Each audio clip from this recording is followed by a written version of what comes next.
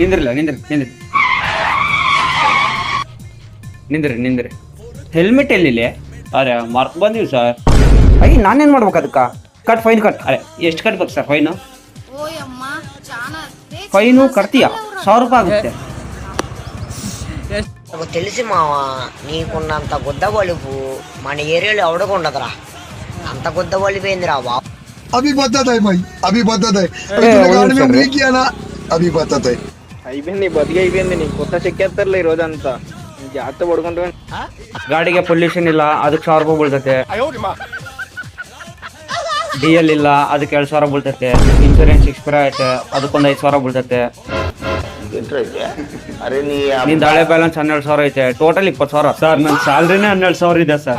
ಅವೆಲ್ಲ ನನ್ ಸಂಬಂಧ ಇಲ್ಲ ಬೈಲಿ. ಫೈನ್ ಕಟ್ಟಿ ಗಾಡಿ ತಗೊಂಡೋಗು. क्यों हिला डाला ना